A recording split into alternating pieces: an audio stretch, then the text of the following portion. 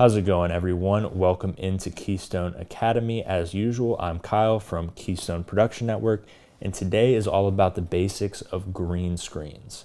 So green screens are used in all types of scenarios.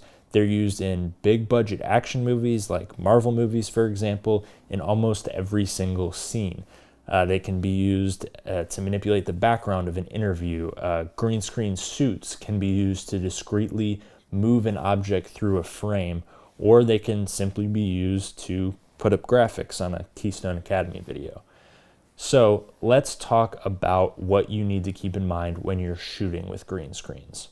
The first thing is lighting. So lighting is super important when it comes to green screens because you want your green screen to be evenly lit. That's going to make things as simple as possible when you get into Premiere. So as you can see behind me, this screen is pretty evenly lit. I tried pretty hard to get a pretty flush look so that it all looks like one color to the camera and you don't have a bunch of shadows on it, because that will make it difficult for us down the road. Number two is that green screens don't actually have to be green. So a lot of times blue screens are used. You can use all sorts of different colors. But basically, the idea of the green screen is for it to be a color that isn't going to be found somewhere else in your shot, or at least in that section of your shot. Because what you're going to be doing in Premiere is basically telling the program to take that color out of your image. So chroma key green is used pretty often because obviously this isn't a color that you're going to find around your house a lot or in the background of an interview. So it's pretty easy to use and it's pretty standard, which is why it's called a green screen. So another thing to keep in mind that kind of goes with number two is don't have your subject wear the same color as the screen. Obviously that's a big no-no, because if I was wearing the same color as that screen, say my shirt was that color, then my torso would get keyed out as well as the screen, and that's not really the look that we're going for. So if I'm doing an interview and I have, a green screen that I'm going to be using as a background, I will always tell my interview subjects not to wear the color green. All right, so we have jumped into Premiere here, and we're going to take a look at how the green screen works on the editing side of things. So it's actually a pretty simple process. As you can see in my timeline right here, I've got two video layers. This top layer, which is paired with the audio, is our actual video layer, which is what you're seeing here. And underneath it is our logo animation, which I have kind of rescaled and reframed just to kind of speed this process up, but you'll see why I did that in a minute. So all you really have to do is go into Effects, go to Video Effects, and you'll see right here there's a keying folder. In here you'll find 5 different effects, and the one that we want to use is Ultra Key. All of these do different things. Track Matte Key is something kind of different. Alpha Adjust is something different as well. Ultra Key, Luma Key, and Color Key, not to oversimplify it, but they do generally the same kind of thing. It really depends on the situation, what you want to use. But primarily for green screens, I always default to using Ultra Key. So I'm going to click on this and I'm going to drag it on my top video layer here. And now, as you can see in my effect controls panel, you can see my Ultra Key effect. I'm just simply going to go to the eyedropper here and I'm going to click on the green screen. So as you can see, we can now see our video layer underneath.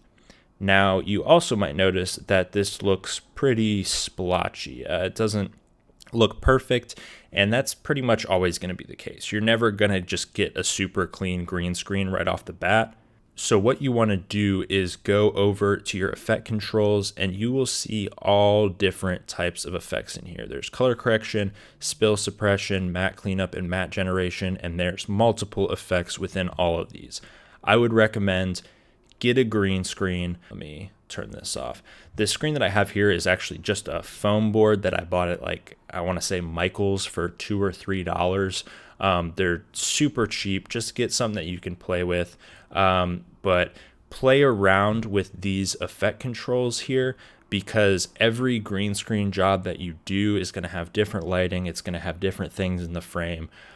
So you want to be able to play around with this and kind of know what you're looking for here. So I actually know that I want to go into matte generation and mess with our pedestal. So as you can see, as I increase this, it cleans that up pretty significantly there. And now our screen looks pretty good. You will see, however, that down here, we're getting a lot of splotchiness on the table. And the reason for that is if I turn the Ultra key off again, you'll see that there's actually some green from the board here reflecting onto the table. So that is something that you want to look out for while you're shooting. It's something that I didn't really notice, and sometimes you're going to run into this. So you want to be able to correct this using color correction or whatever you need to make sure that the green screen is only actually grabbing the green screen, not the green reflection on the table. So luckily I did already do that. So I have this Lumetri color layer here that I have masked kind of over this area to clean this up. So when I click that, you can see that all of a sudden looks a whole lot better. And like I said, there is no magic formula for a green screen. Everything's going to be different, and you really just have to learn all the kind of ins and outs of how these different things work and just play with it and see what the situation calls for. But now if we back this up and I hit play, you can see that this looks pretty solid. You can see the video even as I move. You're not seeing any green reflections on my shirt or on the chair. So this was a pretty solid job.